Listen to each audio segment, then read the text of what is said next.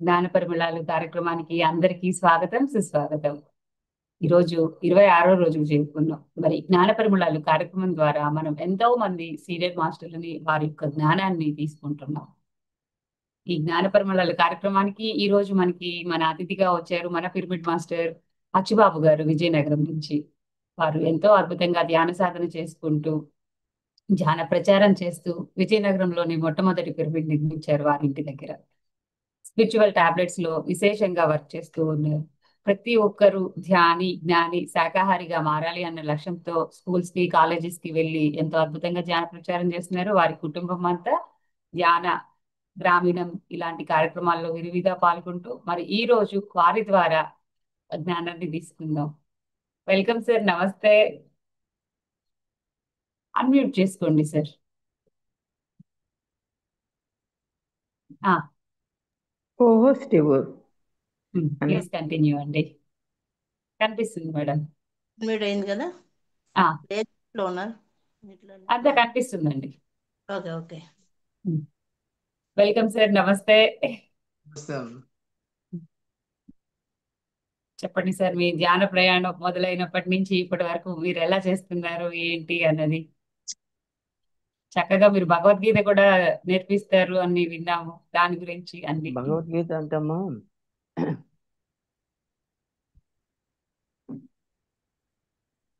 ముందుగా ఎంత గొప్ప ధ్యానము జ్ఞానము మనకు అందించిన బ్రహ్మర్షి పితామహ పత్రిజీ గారికి, స్వర్ణమాల అమ్మవారికి, మహావతర్ బాబాజీ వారికి, అలాగే ఈ పిఎంసికి ఎంత గొప్ప అవకాశం ఇచ్చిన పిఎంసి ఛానల్కి, అనిత మేడం గారికి, ఈ వచ్చినటువంటి ఆత్మబంధువులందరికీ నా హృదయపూర్వకమైన కృతజ్ఞతలు, ధన్యవాదాలు, ఆత్మ ప్రణామాలు సమర్పించుకుంటూ ఉన్నానమ్మా. నా చిన్ననాటి అంటే 12 సంవత్సరాలకే నాకు ఈ ఆధ్యాత్మికమైనటువంటి మార్గం నాకు తెలిసిందండి. 12 సంవత్సరాలు వినబడుతుందమ్మా. వినిపిస్తుంది. 12 సంవత్సరాలకే నాకు ఈ ధ్యాన మార్గం వచ్చింది. మా ఇంటికి ఎదురుగా ఒక కోవులు ఉండేది, రామకోవులే. ఒక గురువు గారు ఉండేవారు, బ్రహ్మచారి అయిన ఆయన నాకు ఈ భగవద్గీత, విష్ణు సహస్రనామాలు, ప్రహ్లాదర్యష్టమి ఇవన్నీ కూడా చిన్న వయసులోనే నాకు బోధించారు. అవన్నీ కూడా అప్పుడు ఒకప్పుడు ఇష్టం లేకుండా ఉండేది. ఆధ్యాత్మికమైన మార్గం అంటే ఏమిటో తెలియక నేను ఇష్టపడేవాడిని కాదు. అయినా సరే బలవంతంగా నాకు పిలిచి ప్రతిరోజు ఏదో ఒకటి చెప్తుండేవారు, ఈ ఆత్మపరమైనటువంటివి. అప్పుడు ధ్యానం అంటే ఏమిటో తెలియదు, ఈ పూజలు ఇవన్నీ చేసుకున్నటువంటి ఇది కదా. అయితే ఈ ఆధ్యాత్మికమైనటువంటి మార్గం ఉండేటప్పుడు వల్ల కొంచెం ఇంట్రెస్ట్గా ఉండేది అవన్నీ వినడానికి. రామాయణం, మహాభారతం ఇటువంటివన్నీ కూడా చెప్పేవారు. చాలా వినడానికి చాలా బాగుండి, అలాగే నేను అన్నీ కూడా విష్ణు సహస్రనామాలు, భగవద్గీత ఇవన్నీ కూడా చూసి చదవడం, చెప్పడం ఇవన్నీ నేర్చుకున్నాను. దేవీ నవరాత్రులు అయ్యేటప్పుడు, గణపతి నవరాత్రులు అయ్యేటప్పుడు, ఏమైనా ప్రోగ్రాంలు అయ్యేటప్పుడు వెళ్ళి ఈ భగవద్గీత ఇవన్నీ కూడా చెప్పేవాడిని అండి, చూసి చెప్పేవాడిని. అలాగ డెవలప్మెంట్ అయింది. ఆ తర్వాత ఈ ధ్యానం అనేది ఒకటి ఉంది అని కూడా తెలియదు. లలిత సహస్రనామాలు అవి కూడా చదివేవాళ్ళమే. అంటే ఇదే ఫైనల్, దీనికి మించిన జ్ఞానం ఇంకొకటి ఏమీ లేదు, జీవితకాలం ఇయే చదవాలని అనుకునే వాళ్ళమే. అదే కాలక్రమేణా ఇది దీనికంటే ఇంకొకటి ఉంది, ధ్యానం అనేటువంటి ఒక మెట్టు ఉంది, అదే మనిషికి మోక్ష మార్గం అనేసేటువంటి విషయం తెలిసి అప్పుడు నేను ఈ మన గురుగారు అయిన పత్రిజీ గారు ఇక్కడ విజయనగరం వస్తున్నారు, అక్కడ ఒక మా హాల్కి వస్తున్నారు అని చెప్పిన తర్వాత ఈ ధ్యానం అనేది ఏమిటో ఎలా ఉంటుందో చూద్దామనేసి మేము అక్కడికి ఆ ఆడిటోరియంకి వెళ్ళాము. 2008లో మేము ధ్యానానికి వచ్చాము. అప్పుడు మేము మొట్టమొదట వెళ్ళిన తర్వాత అక్కడ గురువుగారు వచ్చిన తర్వాత ఫస్ట్ నా పక్కనే కూర్చున్నారు వచ్చి. అంటే నాకు చాలా భయపడ్డాను, ఎందుకంటే ఒక గొప్ప గురువు, ఒక మహాగురువు నా పక్కన కూర్చోవడం ఏమిటి అనేసి నేను నా భయం నాకు ఉండేది అప్పుడు. అయితే చాలాసేపు నా పక్కనే కూర్చొని ఉన్నారు ఆయన. ఇంచుమించు ఒక 5 నిమిషాలు అంతా కూర్చున్నారు. అందరూ షేక్ హ్యాండ్లు ఇచ్చుకుంటున్నారు వచ్చి. ఆ తర్వాత గురువుగారు నా వైపు చూశారు. నాకు తెలియక ఆయన పాదాలు పట్టుకుంటే ఒప్పుకోరంట. ఆయన పాదాలకు దండం పెట్టాను నేను. ఆయన నన్ను ఏమనలేదు. నాకు అది చూశారు. అలా చూసి ఊరుకున్నారు కొంతసేపు. నాకేం తెలియదు. చూశారు, ఊరుకున్నారు. తర్వాత అక్కడి నుంచి లేచి అక్కడికి డయాస్కి వెళ్ళిపోయారు. వెళ్ళిన తర్వాత ఆ తర్వాత మొట్టమొదట మేము ఇక్కడ ఇంటికి వచ్చిన తర్వాత ఆయన స్పీచ్ అంతా విన్న తర్వాత ఒక పిరమిడ్ కట్టాలి, మనిషికి అదే అసలైనటువంటి ఆనందము, ఆత్మానందం ఉంది, మోక్ష మార్గము, దానికి మించింది భూలోకంలో ఇంకోటి లేదు. ఇవన్నీ కూడా ఈ పుస్తకాలు చదవడం ద్వారా, ఈ గురువుల సాంగత్యం వినడం ద్వారాగా ఇవన్నీ కూడా చాలా విషయాలు తెలిసేయండి. తెలిసిన తర్వాత అక్కడి నుంచి ఈ ధ్యాన మార్గంలో ప్రయాణం చేయడం మొదలుపెట్టాము. నేను ఎన్నో విలేజ్లు వెళ్ళాము, స్కూల్స్కి వెళ్ళాము, టెంపుల్స్కి వెళ్ళాము. వెళ్ళి ఈ జ్ఞాన మార్గం చెప్పేవాళ్ళమే. చెప్పిన తర్వాత అలాగలాగా ఆ, దినదిన ప్రవర్ధమానంగా ఇవన్నీ కూడా ఆధ్యాత్మికంగా ఈ పుస్తకాలు చదవడం, ధ్యానం చేయడం, ధ్యాన ప్రచారం చేయడం ఇవన్నీ చేస్తుండగా నాకు ఎప్పుడు కూడా ఎవరైనా పిలిచి ధ్యానం చెప్పమంటే కొంతసేపు చెప్దాం అనుకునేవాడిని. కానీ మనకి అంత ధ్యానం చెప్పించుకునే ఇది ఎవరికి కూడా అంత ఇంట్రెస్ట్గా లేరు అప్పుడు. అలాగలాగా కొన్నాళ్ళకి దీని అందు ఇంట్రెస్ట్ కలిగిందండి అందరికీ కూడాను. కలిగిన తర్వాత ఇప్పుడు ఈ భగవద్గీత నాకు ఇష్టము ఎక్కువ. భగవద్గీత తర్వాత ధ్యానమే ఔషధము పద్యాలు, వీరబ్రహ్మం గారి పద్యాలు, వేమన పద్యాలు అవి నాకు చాలా ఇష్టం అండి. ఈ భగవద్గీత ఇవే నేను ఎక్కువ చదువుతుంటాను. ఉమ్. శాకాహారం. ఉమ్. శాకాహారం అంటే ఎన్నో చాలా విచిత్రాలు జరిగాయండి మా జీవితంలో. ఏది అనుకుంటే అది అయ్యేది. అది మాకు చాలా విచిత్రాలు. అంటే టైం తక్కువ ఉంటుంది కాబట్టి చాలా ఏది మాకు అంటే ఈ శాకాహారిగా ఎలాగో వచ్చానో చెప్తానమ్మా. శాకాహారిగా నేను నాకు 72వ సంవత్సరం నడుస్తుంది.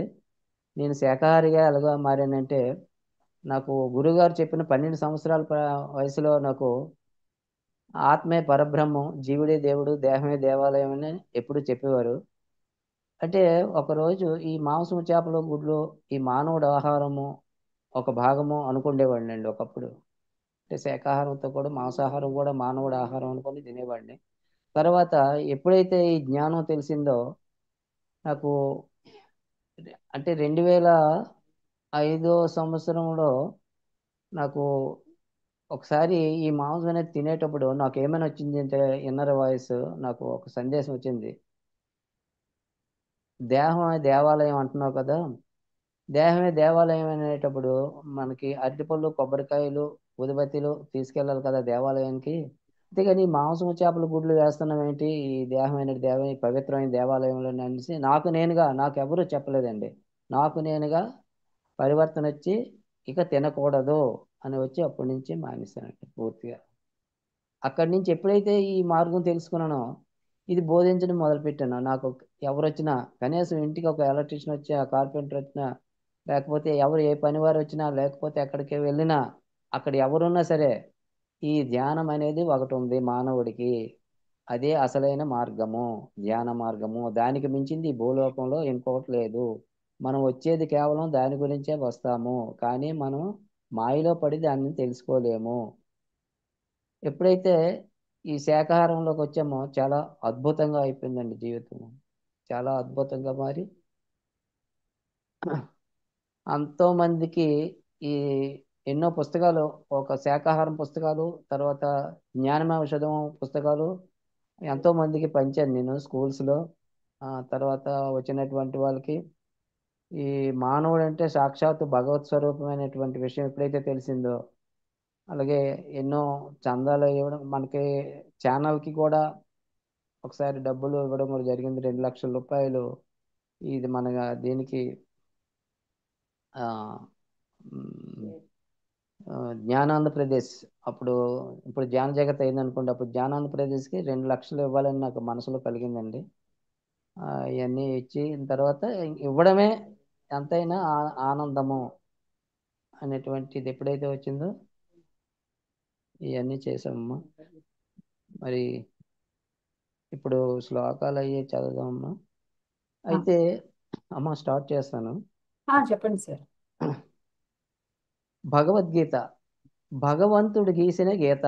భగవంతుడు ఏమని గీత గీశాడంటే సత్యము, అహింస, ధర్మము, న్యాయము, నీతి, జాలి, దయ, కరుణ, క్షమాతత్వము, ప్రేమతత్వము, ఇవన్నీ కూడా ఒక గీత గీశాడు భగవంతుడు. ఆ గీత దాటి ఎప్పుడైతే మానవుడు వస్తాడో అనుదినము కష్టము, నష్టము, బాధ, ఇబ్బంది ఉంటాయి. ఎప్పుడైతే మనం ఆ గీతలో ఉన్న చేస్తామో అనుదినము నిత్య కళ్యాణమే మనకి. ఎంత గొప్ప అవకాశాన్ని ఇచ్చాడు ఆ భగవంతుడు గీత ద్వారా.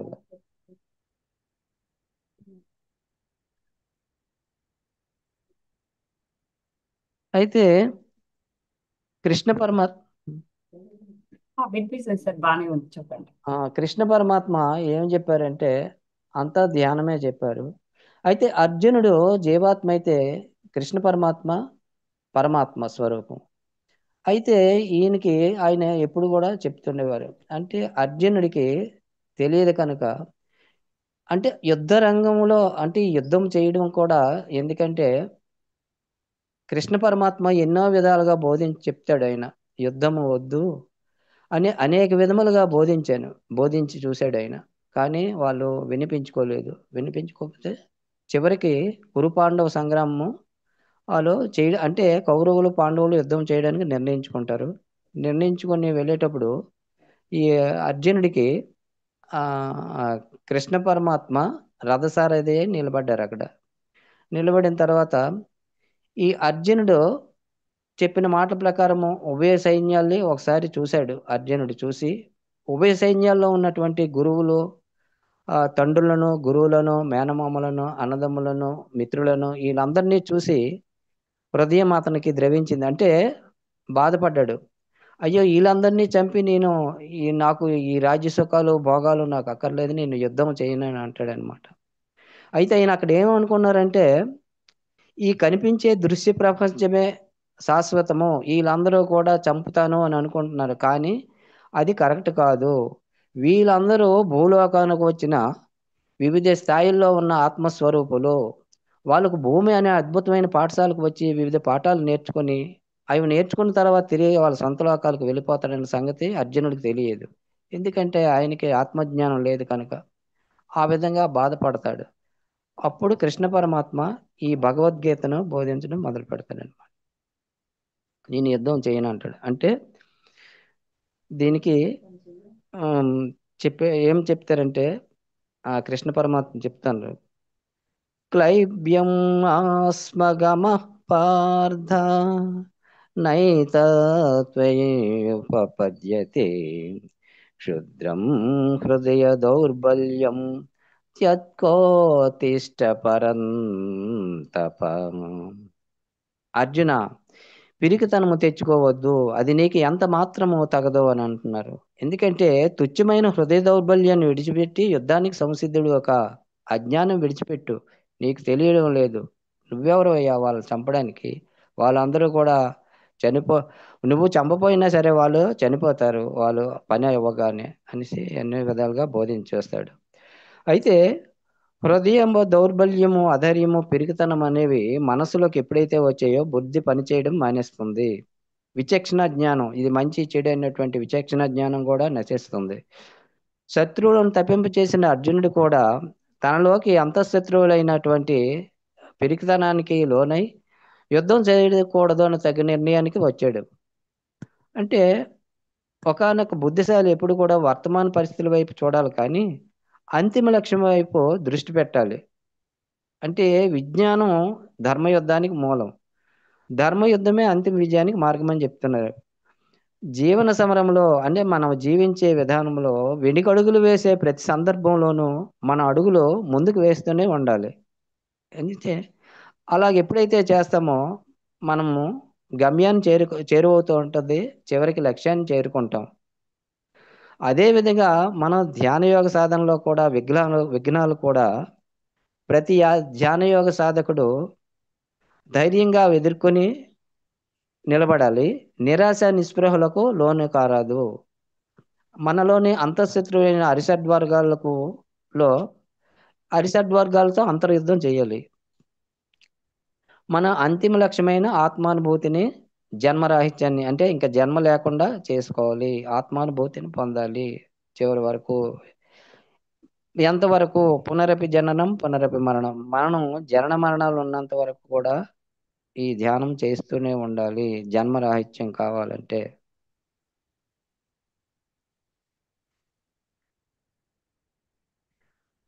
అజ్ఞానంలో ఈ అర్జునుడు అన్నాడు కాబట్టి కృష్ణ పరమాత్మ ఏం చెప్తున్నాడంటే, అశోచ్యానన్వశోచస్త్వం ప్రజ్ఞావాదం చ భాససే గతాసూన గతాసూంచ నాను శోచంతి పండితాః నాను శోచంతి పండితాః. శోకించదగని వారిని గూర్చి శోకిస్తున్నావు, పైగా పండితుని వలె మాట్లాడుచున్నావు. విజ్ఞానం కలవారు ఎవరు కూడా జీవించి ఉన్న వారిని గురించి కానీ మరణించిన వారిని గురించి కానీ దుఃఖింపరని చెప్తున్నారు ఇక్కడ కృష్ణ పరమాత్మ బోధిస్తున్నారు. ప్రజ్ఞ, శోకము ఈ రెండు కూడా పరస్పర విరుద్ధ అంశాలు, విరుద్ధ స్వభావాలు. ప్రజ్ఞ కలిగినవాడు, జ్ఞానం కలిగిన వాడు పండితుడు. ప్రపంచంలో ఉన్న ప్రతి ఒక్కడు చనిపోయేవాడు వాడే అన్న విషయం పండితుడికి తెలుసు. జ్ఞానం తెలిసినటువంటి వాడికి ఏది సత్యమో ఏది అసత్యమో తెలుసు. కానీ చనిపోయిన వాడి కోసం కానీ చనిపోబోయే వాడి కోసం కానీ అంటే ఉన్నవాడిగా పోయిన వాడి గురించి పండితుడు ఎప్పుడు కూడా శోకించడు, బాధపడడు. ఎందుకంటే సత్యం తెలిసింది కాబట్టి పండితుడికి దేనికి ఏడవడు. అది ఏమేమి సాధించాలో అన్నీ సాధించి పోతూనే ఉంటాడు. వదనంలో విషాధ్యాయులు కూడా ఉండవు, ఎప్పుడూ ఆనందమే ఉంటుంది. అర్జునుడు తన బంధువులు గురువులు యుద్ధంలో చనిపోతారని ఒక పక్క ఏడుస్తున్నాడు, ఇంకో పక్క రక్తపాతం ఎందుకు చేయాలి, భిక్షాటన చేసుకుని బ్రతుకుతానని అంటున్నారు. గొప్ప గొప్ప మాటలు మాట్లాడుతున్నాడు ఆయన. అయితే ఒక ప్రక్కన పామరుడిలాగా మాట్లాడుతున్నాడు, ఒక ప్రక్కన పండితుడిలాగా మాట్లాడుతున్నాడు. అయితే దేనికైనా ఏడ్చేవాడు పామరుడు. అంటే జ్ఞానం తెలియదు కాబట్టి అయ్యో నేను చనిపోతానేమో అనేసి ఏడుస్తున్నాడు. అంటే శరీరం చస్తుంది, ఆత్మ చావదనే విషయం పండి పామరుడికి తెలియదు. పండితుడికి సర్వం తెలిసినవాడు. నేను ఆత్మ, శాశ్వతమైన ఆత్మను, నాకు మరణం లేదు, శరీరం పోతుంది కానీ ఆత్మ పోదు, నిత్యమైనది, శాశ్వతమైనది, సనాతనమైనది అనే విషయం పండితుడికి తెలుసు. కాబట్టి పండితుడు దేనికి ఏడవడు. నత్వేవాహం జాతు నాశం నత్వం నేమే జనాధిపాః నచైవ న భవిష్యామః సర్వే వయమతః పరం. నేను ఇది వరకు ఏ కాలంలోనూ లేనట్టు కాదు అర్జున, నువ్వు కూడా ఎన్నడూ లేనివాడివి కాదు.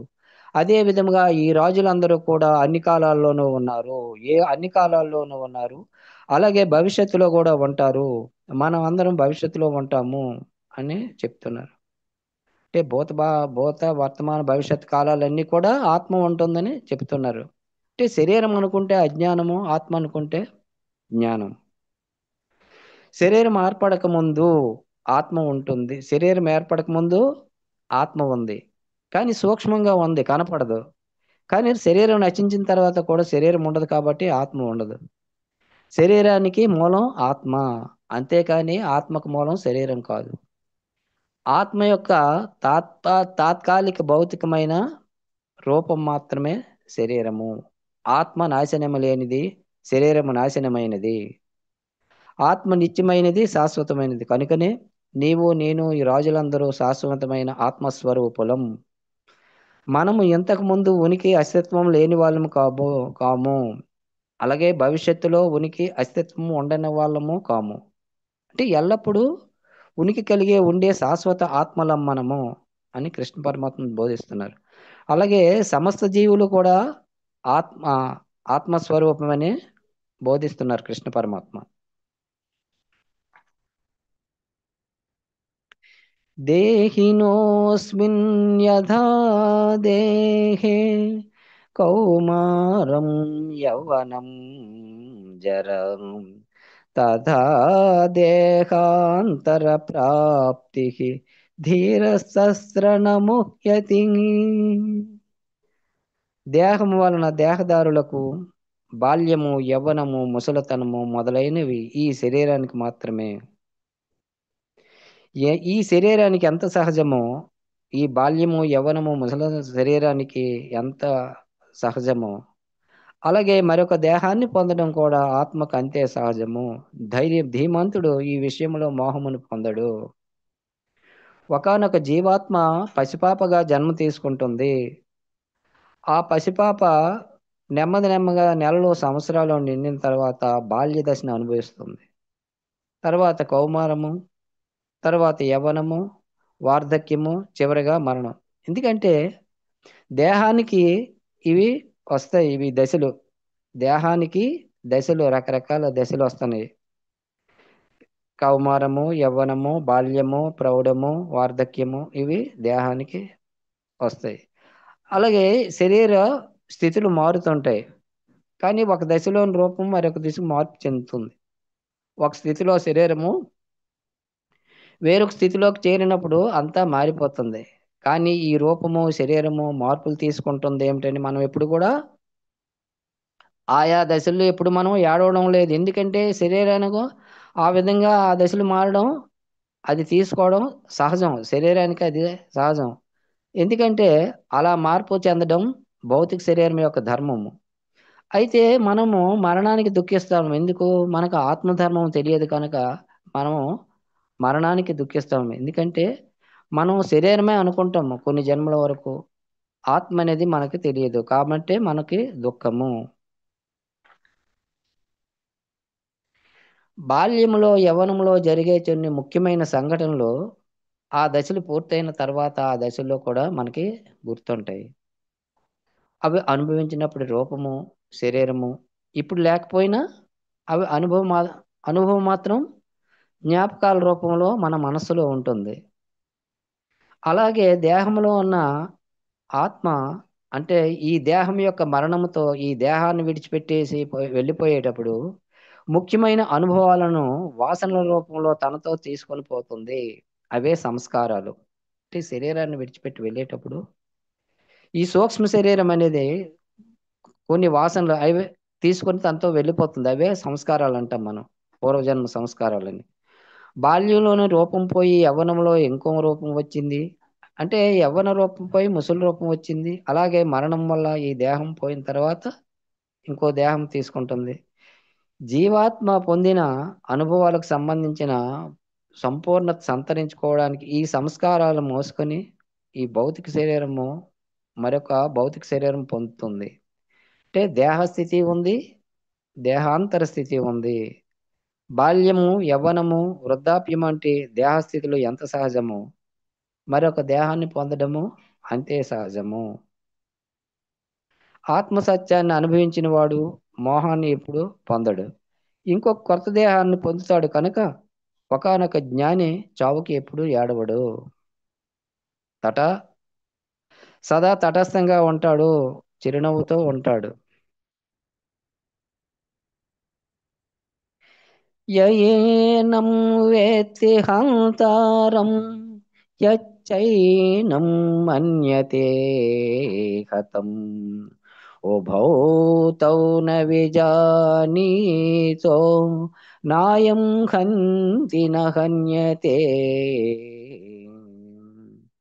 ఈ ఆత్మను చంపేదానిగా గాని చంపబడేదానిగా గాని భావించేవారు కేవలం అజ్ఞానులు మాత్రమే.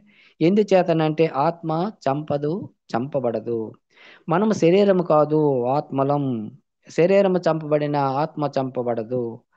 ఆత్మ అన్నది కేవలం ఈ శరీరం నుంచి నిష్క్రమిస్తుంది, వెళ్ళిపోతుంది. కానీ ప్రతి పుట్టుకతో ఆత్మ శరీరంలోకి ప్రవేశిస్తుంది. ప్రతి మరణంతో ఆత్మ శరీరం నుంచి బయటకు వెళ్ళిపోతుంది. మనం ఎన్నెన్నో జన్మలు తీసుకొని ఉన్నాము. మరి తీసుకున్న అన్ని జన్మల నుంచి శరీరం నుంచి నిష్క్రమించాము.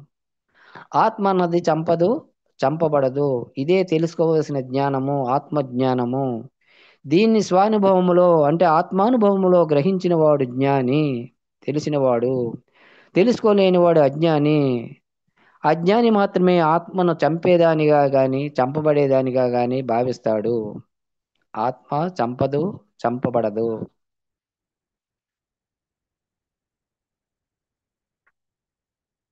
न जायते म्रियते वा कदाचित्तायं भूत्वा भविता न भूयः अजो नित्यता शाश्वतोऽयं पुराणो न हन्यते हन्यमाने शरीरे. ఆత్మ పుట్టేది గాని చనిపోయేది గాని కాదు.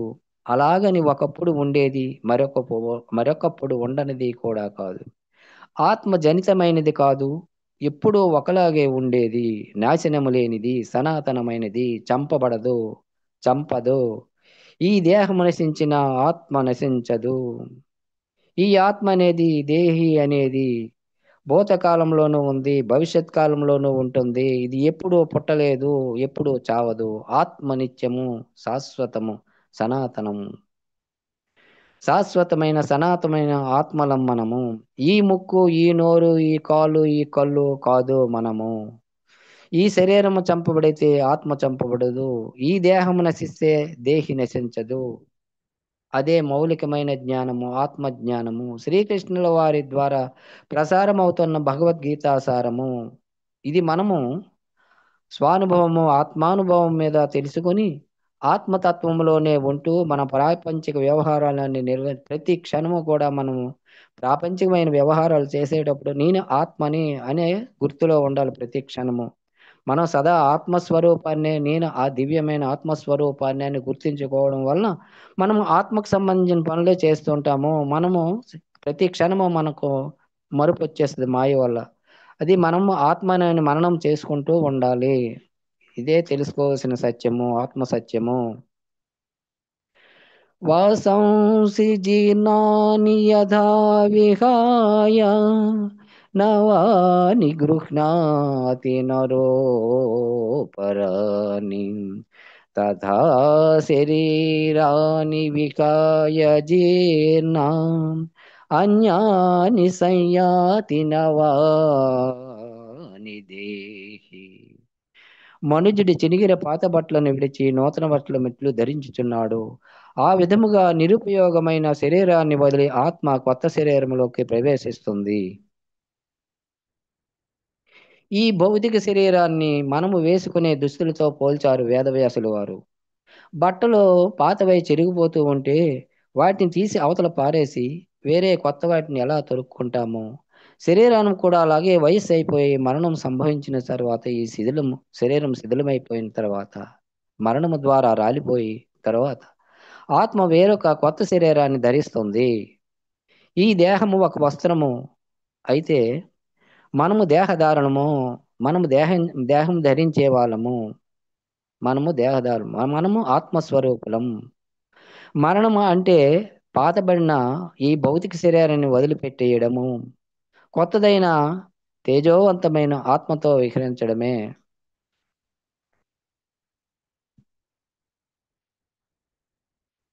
భౌతిక స్థూల శరీరం యొక్క ఆత్మతత్వము అందరికీ తెలుసు. కానీ సూక్ష్మ శరీరం యొక్క తత్వము, ఆత్మ పదార్థం యొక్క తత్వము కేవలం యోగులకే తెలుసు.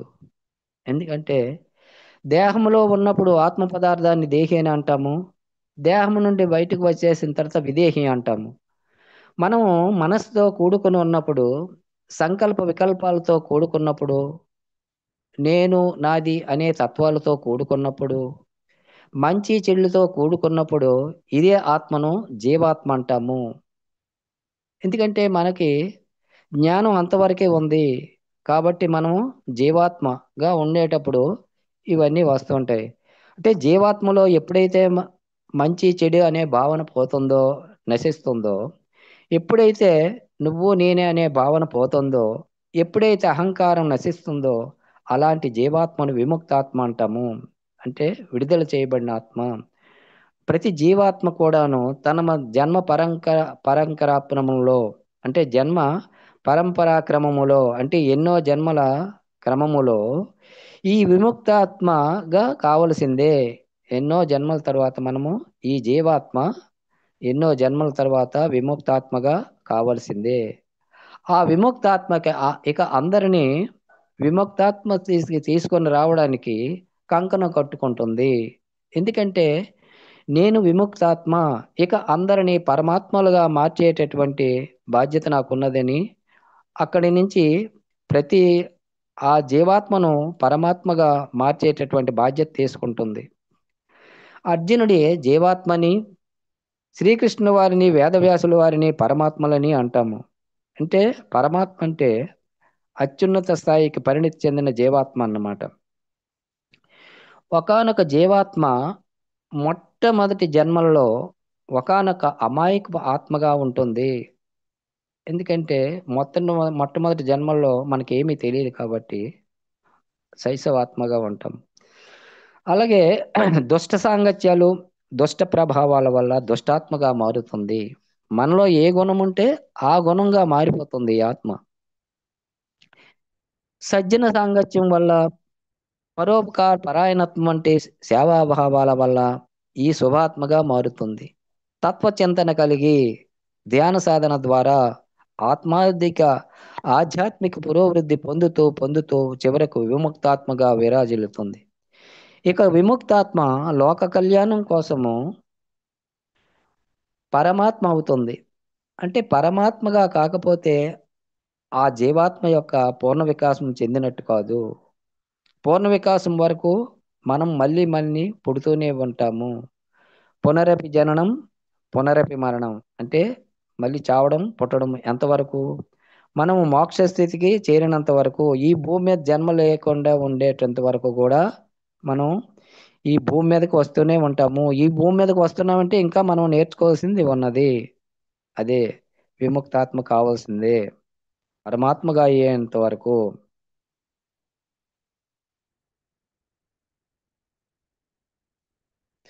నైనం చిందంతి శస్త్రాణి, నైనం దహతి పావకః, న చైనం క్లేదయంత్యాపో,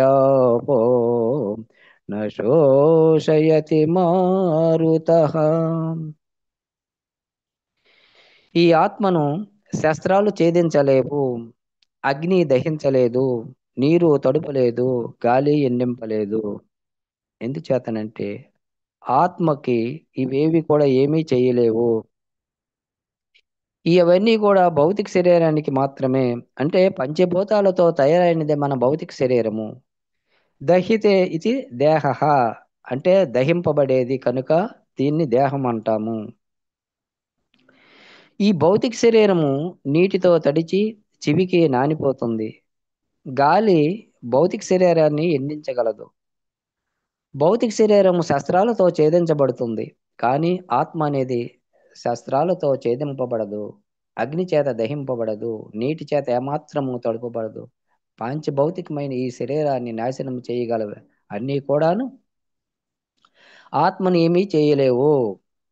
అంటే దేహం యొక్క ధర్మము వేరు, ఆత్మ యొక్క ధర్మము వేరు. దేహం యొక్క గుణము వేరు, ఆత్మ యొక్క గుణం వేరు.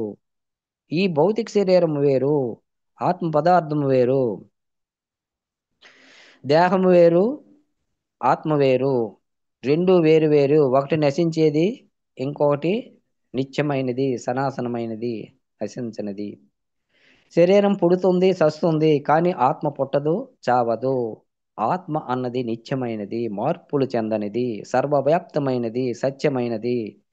ఇదంతా తెలుసుకోవాలంటే ధ్యానం చెయ్యాలి.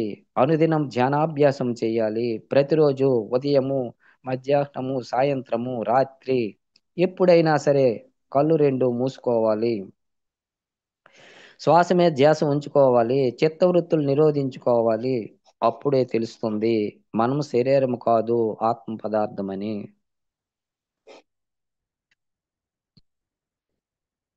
యాతస్య హి ధ్రువో మృత్యుః, ధ్రువం జన్మమృతస్య చ, తస్మాదపరిహార్యేర్థే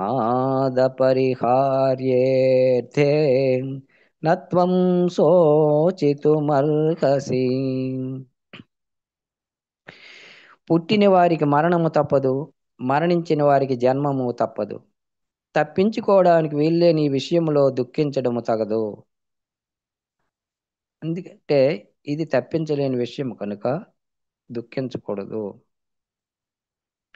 అన్నిటికంటే ఆశ్చర్యకరమైన విషయం ఏమిటని యక్షప్రశ్నలో యక్షుడు యుధిష్ఠిరుని అడుగుతాడు. చుట్టుపక్కల అందరి మరణాలను చూస్తూనే ఉన్నా నేను మాత్రం చావను అనుకుంటాడు మనిషి. అదే అన్నింటికన్నా ఆశ్చర్యకరమైన విషయం అని జవాబిస్తాడు ధర్మరాజు.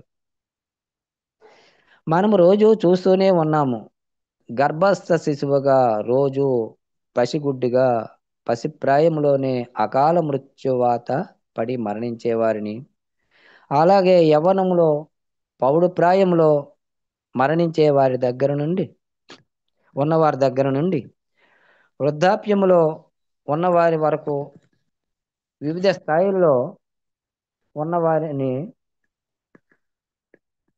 వృద్ధాప్యంలో ఉన్నవారి వరకు వివిధ వయసులో ఉన్న వాళ్ళను రోజు కోకొల్లలుగా చూస్తూనే ఉంటాము. చనిపోతూనే ఉంటారు. ఇన్ని చూస్తూనే ఉన్నా మన దగ్గరికి మాత్రము మృత్యు అన్నది రాదు అన్న భ్రమలో ఉంటుంటాము. చనిపోయిన తన కొడుకు శవాన్ని తీసుకొని వచ్చి బుద్ధుని ముందు, తన కొడుకు శవాన్ని బుద్ధుని ముందు ఉంచింది ఒకానొక తల్లి. ప్రాణం పోయమని ప్రాధేయపడుతుంది ఆ తల్లి. చావు అన్నదే లేని ఇంటి నుంచి కొన్ని ఆవగింజలు తెస్తే వాటితో ఆ బిడ్డను బ్రతికిస్తాను అంటాడు బుద్ధ భగవానుడు. అంతేనా? అంతేనా? వెంటనే తెస్తా అని బయలుదేరుతుంది పాపం ఆ తల్లి. తిరిగి తిరిగి అసలు సత్యం తెలుసుకుంటుంది. చావు అన్నది సహజము, శరీరానికి చావు అన్నది సహజమని తెలుసుకుని ఆత్మసత్యం తెలుసుకుంటుంది. పుట్టినవారు చావక తప్పదు, చనిపోయిన వారు తిరిగి జన్మించగా తప్పదు, వచ్చేవారు పోక తప్పదు, పోయేవారు రాక తప్పదు. అంటే చక్రం తిరిగేటప్పుడు క్రింద నుండి మీదకి వస్తుంది, మీద నుండి క్రిందకి వస్తుంది.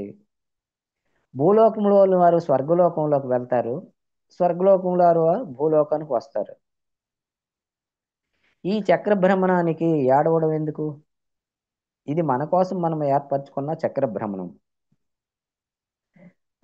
చిన్నప్పుడు మనం పాఠశాలకు వెళ్ళి తరగతి తర్వాత తరగతి అలాగా పూర్తి చేశాం. అదే విధంగా ఈ భూలోకం కూడా ఆత్మజ్ఞానార్థం ఏర్పడిన అద్భుతమైన పాఠశాల.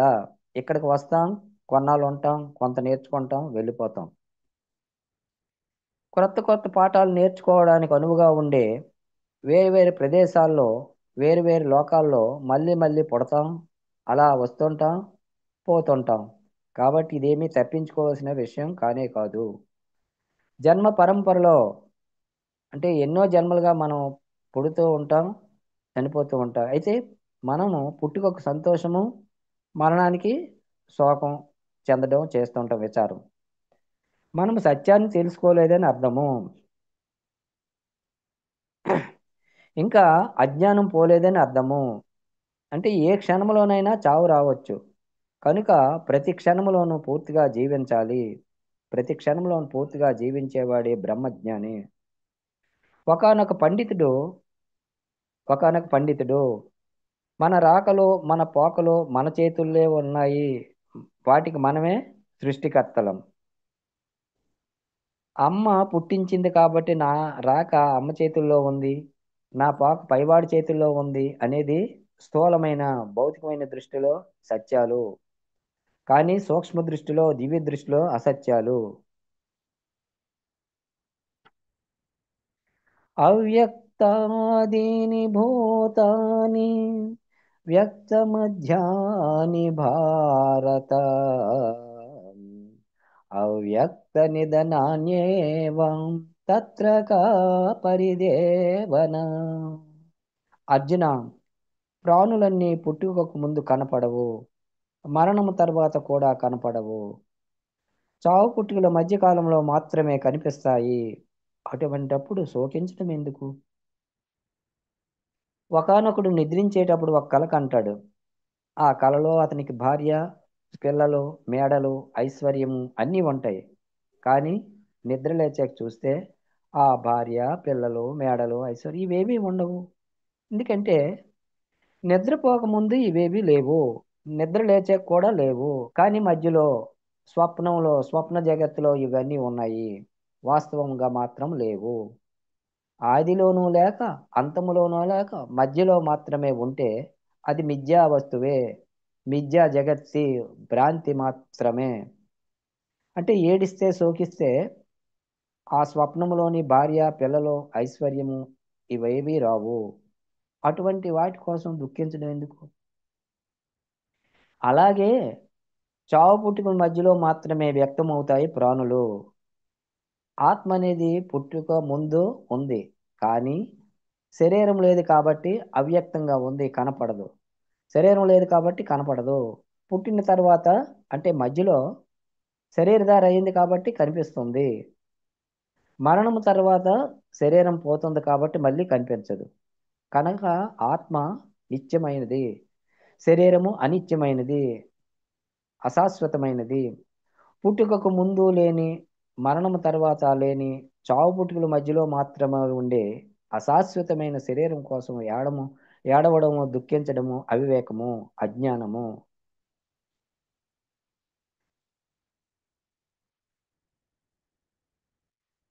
ఆశ్చర్యవత్ పశ్యతి కచ్చదేనం ఆశ్చర్యవద్వదతి తదైవ చాన్యః ఆశ్చర్యవచ్చైవ మన్యః శృణోతి శ్రుత్వేప్యనం వేదన చైవ కచ్చిత్తు. ఒకానొకడు ఈ ఆత్మను ఆశ్చర్యంగా చూస్తున్నాడు, మరొకడు ఆశ్చర్యంగా చెబుతున్నాడు, ఇంకొకడు ఆశ్చర్యంగా వింటున్నాడు. కానీ వినడం చేత ఆత్మను గురించి తెలుసుకోలేరు. ఈ లోకములో యోగులు, జ్ఞానులు, ముముక్షువులు, అయోగ్యులు అని 4 రకములైన మనుషులు ఉంటారు. మనము మన కంటికి కనిపించే భౌతిక వస్తువులను మన మనస్సు, బుద్ధి, ఇంద్రియాల సముదాయంతో గ్రహిస్తాము. ఆత్మ అనేది భౌతికంగా కంటికి కనిపించే వస్తువు కాదు. ఆత్మను చూడగలిగే వాళ్ళు జగత్తులో చాలా అరుదుగా ఉంటారు.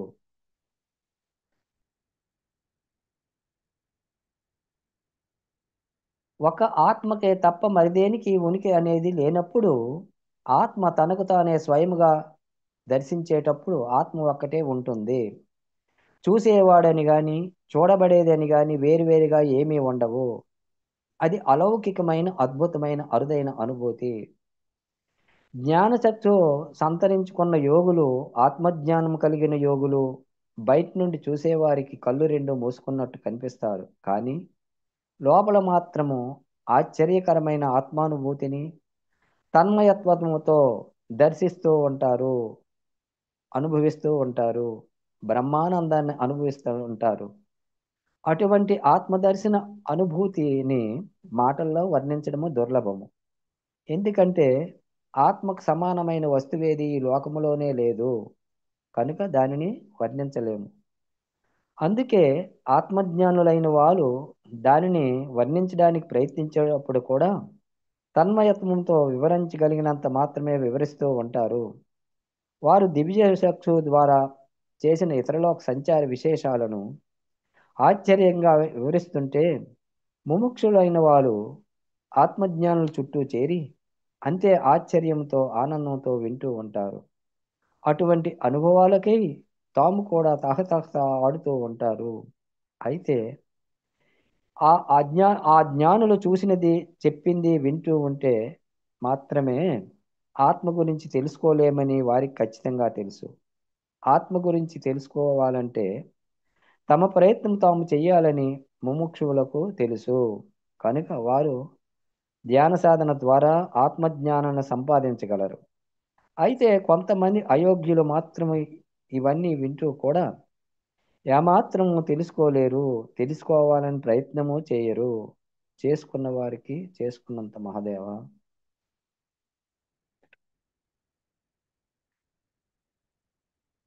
దేహి నిత్యమవధ్యోయం దేహే సర్వస్య భారత తస్మాత్ సర్వాణి భూతాని నత్వం శోచితుమర్హసి. అన్ని దేహాల్లోనూ ఉన్నది ఈ ఆత్మే, ఇది చంపబడేది కాదు. కాబట్టి అర్జున, ఈ జీవుల కోసం శోకించడం అనేది తగని పని. దేహి ఎప్పటికీ వధింపబడదు, అంటే ఆత్మ ఎప్పటికీ వధింపబడదు. వధింపబడేవి ప్రాణుల శరీరాలే. కనుక ఇంకెందుకు దుఃఖము? ఆత్మ ఏ కాలములోనూ ఏ సాధన ద్వారాను నశించినప్పుడు దుఃఖించడం అనవసరం. దేహభావన వలన దుఃఖము, ఆత్మభావన వలన దుఃఖరాహిత్యము పరంపరగా కలుగుతాయి. కనుక ఏ ప్రాణి యొక్క పరిస్థితి గురించి ఏడవడం అనేది ఒకానొక అజ్ఞాని యొక్క చేష్ట మాత్రమే. ఆత్మవత్ అజ్ఞానిగా ఆత్మవత్ అజ్ఞానిగా ఉన్నంత కాలము ఎవరికైనా ఎప్పుడైనా శోకమే, దుఃఖమే. ఆత్మవత్ జ్ఞానిగా అయినప్పుడు, నేను ఆత్మని ఎప్పుడైతే తెలుసుకుంటారో అప్పుడు ఇక ఉన్నదంతా ఆనందమే. కనుక ఒకానొక ఆత్మజ్ఞానిగా మారమని శ్రీకృష్ణుల వారు ఉద్బోధిస్తున్నారు. అతో వా ప్రాప్స్యసే స్వర్గం చిత్వా వా భోక్ష్యసే మహీం. తస్మాదుత్తిష్ట కౌంతేయ యుద్ధాయ కృత నిశ్చయః. ఓ అర్జున, యుద్ధములో ఒకవేళ నువ్వు మరణిస్తే స్వర్గం పొందుతావు, లేదా గెలిస్తే భూలోక సామ్రాజ్యాన్ని అనుభవిస్తావు. కనుక యుద్ధము చేయాలనే దృఢ నిశ్చయము కలవాడివై కార్యోన్ముఖుడు ఒక అర్జున అని శ్రీకృష్ణ పరమాత్మ బోధిస్తున్నారు. వీరుడైన వాడు యుద్ధం చేస్తూ మరణిస్తే దాన్ని వీర మరణం అంటాము. అంటే వీర మరణం పొందినవాడు ఉత్తమ స్వర్గలోకం చేరుకుంటాడు, స్వర్గ సుఖాలు అనుభవిస్తాడు. కనుక యుద్ధం చేస్తూ మరణిస్తే చింతాల్సాల్సిన అవసరమే లేదు. యుద్ధంలో జయిస్తే ఎలాగో రాజ్యాధికారము, రాజ్యభోగాలు అన్నీ మనవశమే. ఏ రకంగా చూసినా వీరుడైన వాడికి యుద్ధం చేయడమే సరైన నిర్ణయం. కనుక ధర్మ సంస్థాపన కోసం యుద్ధం చేయాల్సిందే నని ఉద్బోధిస్తున్నారు శ్రీకృష్ణ పరమాత్మ అర్జునుడికి. ప్రతి మనిషి ఈ జీవితం అనే రణరంగంలో ప్రతి క్షణము తన ధ్యేయ సాధన కోసము యుద్ధం చేస్తూనే ఉన్నాడు. పుట్టుక ద్వారా ఈ జీవిత కురుక్షేత్రంలోకి ప్రవేశించాము. ధ్యేయ సాధన ద్వారా యుద్ధము కృతనిశ్చయంతో చేయవలసిందే. ధ్యేయ సాధనలో మధ్యలో ఎప్పుడు వెన్నంటి చూపరాదు, వెన్ను చూపరాదు, అంటే తిరిగిపోకూడదు. వెనుకంజ వేయరాదు, భయముతో వెనుకకు తిరిగిపోకూడదు. ముందే బాగా ఆలోచించుకోవాలి, కృతనిశ్చయంతో తీసుకోవాలి.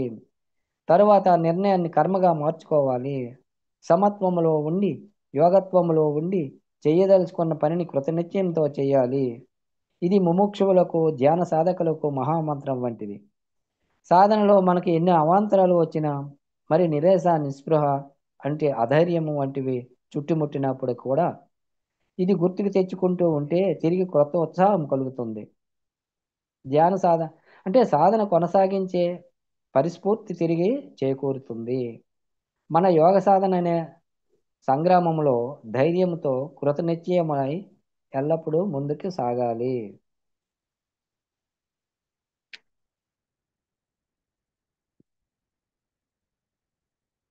దేహాభిక్రమం దేహాభిక్రమం నాశోస్తి ప్రత్యువాయో న విద్యతే.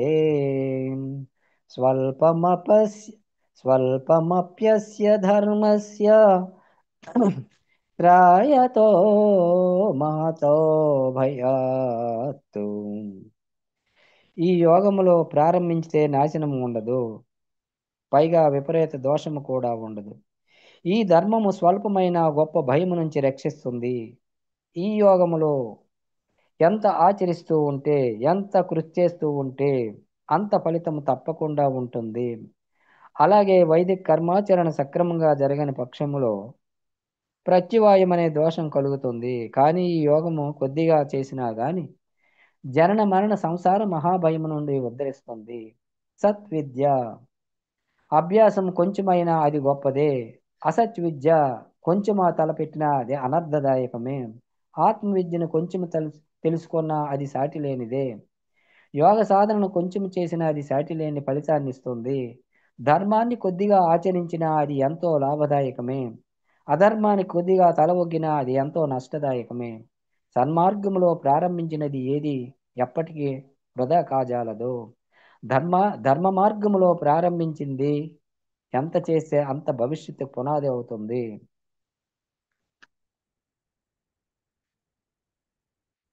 వ్యవసాయాత్మికా బుద్ధి ఏకేహ కురు నందన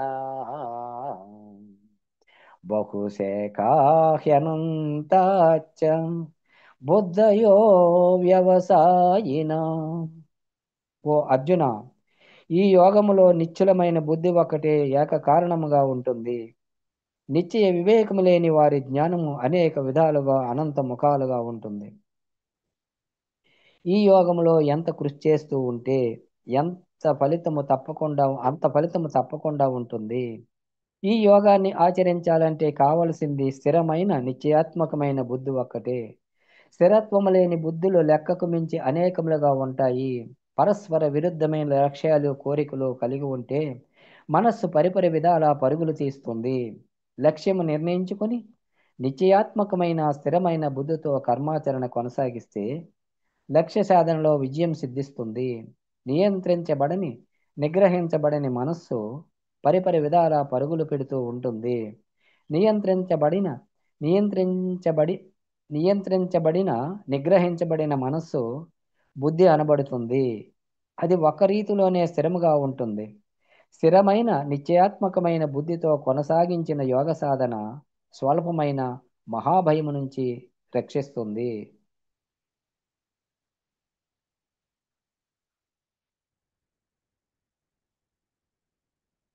త్రైగుణ్య విషయా వేద నిస్త్రైగుణ్యో భవార్జున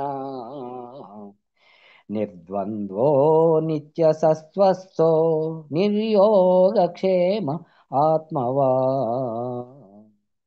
ఓ అర్జున, ఈ వేదాలు త్రైగుణ్య విషయాలను గురించే చెప్తున్నాయి.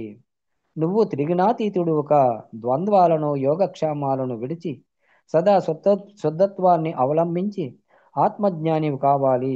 ఆత్మతత్వంలోనే స్థిరపడు. ఇదంతా కూడా శ్రీకృష్ణ పరమాత్మ అర్జునులకు ఉపదేశిస్తున్నారు. ఇది తమో రజో సత్వగుణాలే త్రిగుణాలు. సత్వగుణము రజోగుణము సత్వగుణాలే త్రిగుణాలు. త్రిగుణాల గురించే ప్రస్తావిస్తున్నాయి వేదాలు. తమో గుణం అంటే తనువుకు సంబంధించిన విషయాలు, రజోగుణం అంటే మనస్సుకు సంబంధించిన విశేషాలు, సత్వగుణం అంటే శ్రేయస్సుకు సంబంధించిన సూత్రాలు. త్రిగుణాల వల్ల ఏర్పడేవి కోరికలు. కోరికలను తీర్చుకునేందుకు కావలసిన వస్తువుల కోసం చేసే కర్మకాండ అంతా త్రైగుణ్య విషయాలు. త్రిగుణాలను అధిగమించడం అంటే శరీర మనోబుద్ధులను అధిగమించడమే. మనోబుద్ధులను అధిగమించి నిరంతరము సత్వస్వరూపమైన ఆత్మతో స్థితమవడమే నిత్య సత్వస్థుడు ఆత్మవంతుడు కావడం అంటే. సుఖదుఖాలు, శీతోష్ణాలు, మానవమానాలు ఇవన్నీ ద్వంద్వాలు. మనిషి జీవితంలో తటస్థపడే సమస్త అనుభవాలు ద్వంద్వాలే. వీటి నుండి బయటపడడమే ద్వంద్వాతీతుడు కావడం అంటే. భౌతిక పరిభాషలో మన దగ్గర లేని వాటిని పొందడాన్ని యోగమని, పొందిన దాన్ని రక్షించుకోవడాన్ని క్షేమమని అంటాం. మనం సాధారణంగా చేసే ప్రతి కర్మ కూడా యోగక్షేమాలకు సంబంధించినదై ఉంటుంది. ఈ యోగక్షేమాల నుండి బయటపడితే కర్మల నుండి బయటకు వచ్చేస్తాము. ఆత్మకు యోగం అంటే అభివృద్ధి ఎక్కడ? ఆత్మకు క్షేమం అంటే శ్రేయస్సు అన్నది ఎక్కడ? శాస్త్రీయమైన వాకు, శాస్త్రీయమైన ఆలోచన, శాస్త్రీయమైన కర్మ ఉండాలి. వివేకముతో ఆలోచించాలి, మాట్లాడాలి, జీవించాలి. ఆత్మతత్వములో స్థిరపడి ఆత్మవంతుడిగా జీవించి ఆత్మజ్ఞానములుగా కావాలి.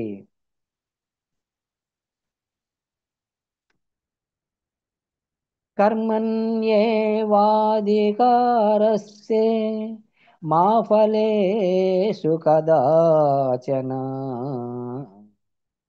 మా కర్మఫలహేతుర్భోః మా తే సంగోత్స్వకర్మణి. అర్జున, నువ్వు కర్మ చేయడానికే నీకు హక్కు ఉన్నది కానీ కర్మ ఫలానికి అధికారివి కాదు. ప్రతి ఫలాపేక్షతో కర్మలను చేయకు, అలాగని కర్మలు చేయడం మానకు. అంటే మనము మనం కర్మలు చేయడానికే మనకి హక్కు ఉంది. కర్మలను సదా అప్రమత్తతో చేస్తూనే ఉండాలి. అంటే ఎప్పుడు కర్మిష్టిగానే ఉండాలి. అకర్మణత్వము అకర్మణత్వం అన్నది ఎప్పుడూ ఉండకూడదు. అంటే కర్మ చేయకపోవడం అనేది ఎప్పుడూ ఉండకూడదు. నెల మొత్తం పూర్తిగా పని చేసిన తర్వాతే జీతం వస్తుంది. ఫలితాన్ని తర్వాత నెలలోనే అనుభవించగలుగుతాం. వర్తమానంలో దుక్కు దున్ని విత్తనాలు చల్లి చేనుకు సంరక్షణ చేస్తే భవిష్యత్తులో పంట చేతికి వస్తుంది.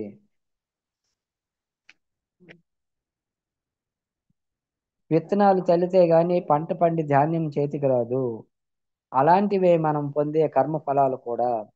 వర్తమానంలోని సుఖ సంతోషాలు గత జన్మల నుంచే మంచి కర్మల ఫలితాలు. కష్టాలు నష్టాలు చెడు కర్మల ఫలితాలు. అలాగే వర్తమానంలోని కర్మ ఫలాలను భవిష్యత్తులో అనుభవిస్తాము. ఈ వర్తమాన జన్మకు సంబంధించిన పరిమితమైన జ్ఞానముతో ఇప్పుడు అనుభవిస్తున్న కర్మ ఫలాలు మన యొక్క అనేక గత జన్మలలోని ఏ జన్మకు సంబంధించినవి, ఏ కర్మ ఫలము అనేది అవగాహనకు రాదు, మనము నిర్దేశించలేము కూడా. అందుకే చేస్తున్న కర్మకు ఎప్పుడూ లెక్కలు కట్టకూడదు. లెక్కలు కట్టడానికి మన దగ్గర సరి అయిన విషయ జ్ఞానం లేదు, ఏమీ లేదు. లెక్కలను ఫలితాలను పూర్ణ సృష్టికే వదిలేయాలి. సృష్టికి మాత్రమే తెలుసు సరి అయిన లెక్కలు కట్టడము. జన్మల లెక్క ప్రకారము రావలసిందంతా వచ్చే తీరుతుంది. జన్మల లెక్కల ప్రకారము పోవలసిందంతా పోయే తీరుతుంది.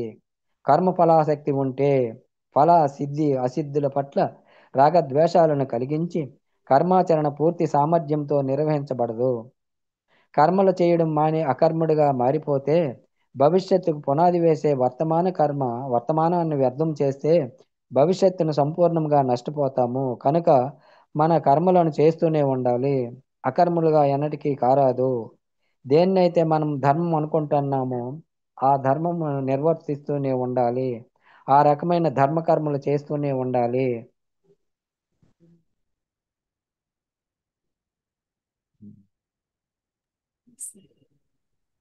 చాలా బాగా చెప్తున్నారు సార్. నేనైతే కళ్ళు మూసుకునే వింటూ ఉన్నాను. థ్యాంక్ యూ అమ్మా, thank you, thank you. Thank you అండి. మాస్టర్స్ ఎవరైనా సార్తో మాట్లాడాలంటే హ్యాండ్ రైజ్ చేయొచ్చు. సార్, భగవద్గీత అందరికీ నేర్పించాలి, చెప్పాలి అని ఎందుకు అనిపించింది మీకు? అమ్మా, ఇది ఏమిటంటే అసలైనటువంటి జ్ఞానం అంతా కూడా అనుకుంటాం, అంతవరకు కూడా మనకు జ్ఞానం లేదు.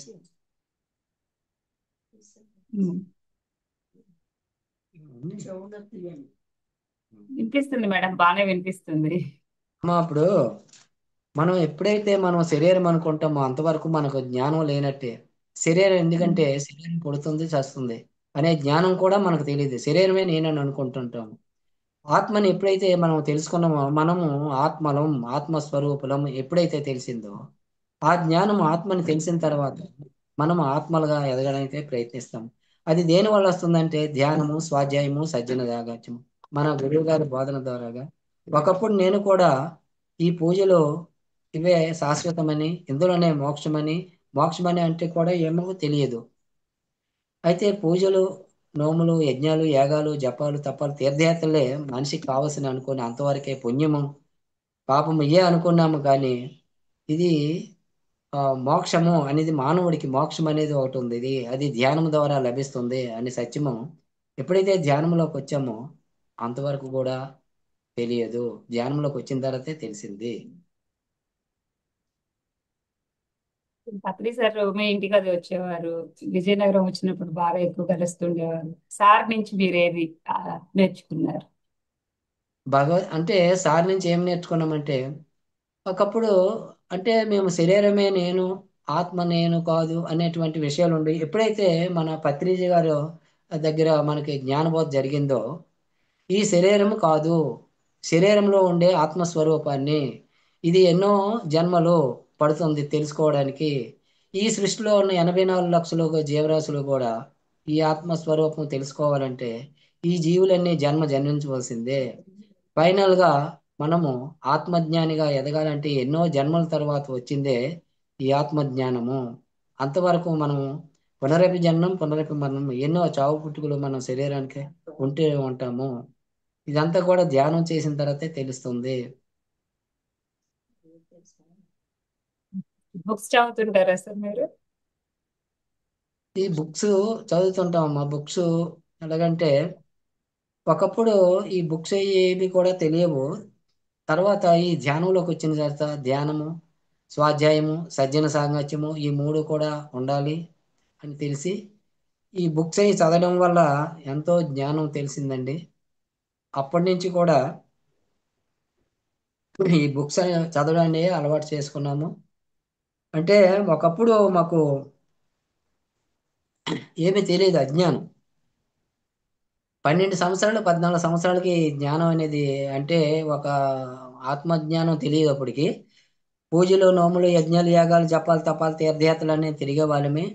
మా ఇంటికి ఎదురుగా ఒక కోవులు ఉండేది. ఆ కోవుల్లో వచ్చిన ఒక గురువు గారు ఈ ధ్యానం గురించి, ఈ భగవద్గీత గురించి ఇవన్నీ కూడా చెప్పారు. చెప్పిన తర్వాత ఈ పూజలు నోములు ఈ అన్నిటి కంటే ఇంకొక అతీతమైనటువంటి ఒక జ్ఞానం ఉంది, అదే భగవద్గీత. భగవద్గీత ఎప్పుడైతే తెలుసుకున్నామో అదే సరైన జ్ఞానము, ఆత్మజ్ఞానము. ఆత్మ అనేది కూడా ఉన్నదని కూడా తెలియదు. ఈ శరీరమే నేను అని అనుకునే వాళ్ళం అప్పుడు. ఎప్పుడైతే ఈ జ్ఞానం తెలిసిందో శరీరం కాదు, ఈ శరీరంలో ఉండే ఆత్మను నేను అని ఎప్పుడైతే తెలిసిందో దీనికి సంబంధించిన పుస్తకాలు, ధ్యానము, స్వాధ్యాయము, సజ్జన సాంగత్యము ఇవన్నీ తెలుసుకోవడము. తర్వాత గురువు గారు ద్వారాగా ఆ మనము ఈ ధ్యానం అనేది ఒకటి ఉన్నదని 2008లో ఇక్కడికి వచ్చిన తర్వాత తెలిసింది. అది తెలిసిన తర్వాత ఈ ధ్యానము, స్వాధ్యాయం, సజ్జన సాంగత్యం మేము చేస్తుండే వాళ్ళమి. అప్పుడే పిరమిడ్ కూడా కట్టాలనేటువంటి జ్ఞానం కూడా కలిగింది. అప్పుడే పిరమిడ్ కట్టి జ్ఞానం గురువు గారిని ఆహ్వానించడం జరిగింది. ఆయన పిరమిడ్లో వచ్చి ఆత్మజ్ఞానము, ధ్యానము, స్వాధ్యాయం, సజ్జన సాంగత్యం ఇవన్నీ చెప్పి ఆయన ఎంతో జ్ఞానాన్ని బోధించారు పిరమిడ్లో. అంతవరకు కూడా జ్ఞానం అంటే ఏమిటో తెలిసేది కాదండి.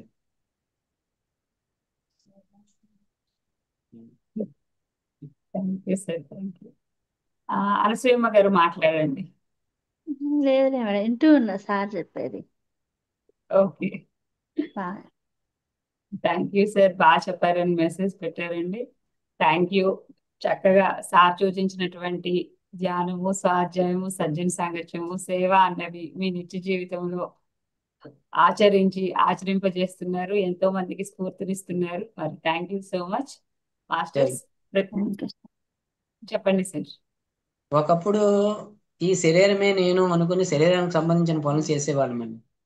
ఈ శరీరం కాదు, ఈ శరీరంలో ఉండే ఆత్మను నేను అని ఎప్పుడైతే జ్ఞానబోధ జరిగిందో ఈ ఈ భగవద్గీత తర్వాత ఈ శాస్త్ర సంబంధమైనటువంటి ఆధ్యాత్మికమైనటువంటి బుక్స్ ఎప్పుడైతే చదివామో, ఈ జ్ఞానం ఎప్పుడైతే తెలిసిందో దీనికి సంబంధించిన పుస్తకాలు చదవడం, ధ్యానము, స్వాధ్యాయము, సజ్జన సాంగత్యం ఈ చేయడం మొదలుపెట్టాము.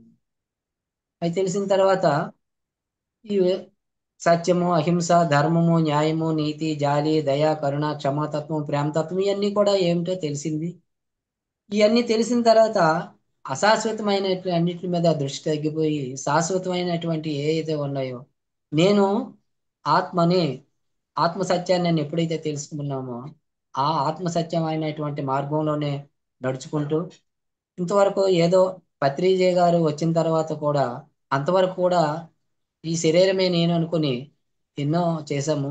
ఈ శరీరానికి సంబంధించిన పనులన్నీ చేశాము. ఈ శరీరం కాదు, శరీరంలో ఉండే ఆత్మస్వరూపమైన దివ్యమైన ఆత్మస్వరూపాన్ని తెలిసిన తర్వాత ఈ ఆత్మకు సంబంధించిన పనులు చేయడం మొదలుపెట్టాము. Okay sir, thank you. ఇంతగా ఒక అవకాశం ఇచ్చినటువంటి మీ ఈ జూమ్ కి, ఈ పిఎంసి ఛానల్ కి హృదయపూర్వకమైన ఈ ధ్యానాన్ని వీక్షిస్తున్న ఆత్మ స్వరూపులకు నా హృదయపూర్వకమైన ధన్యవాదాలు, కృతజ్ఞతలు, ఆత్మ ప్రణామాలు సమర్పించుకుంటానండి. థ్యాంక్ యూ అమ్మా, thank you. Thank you sir, thank you.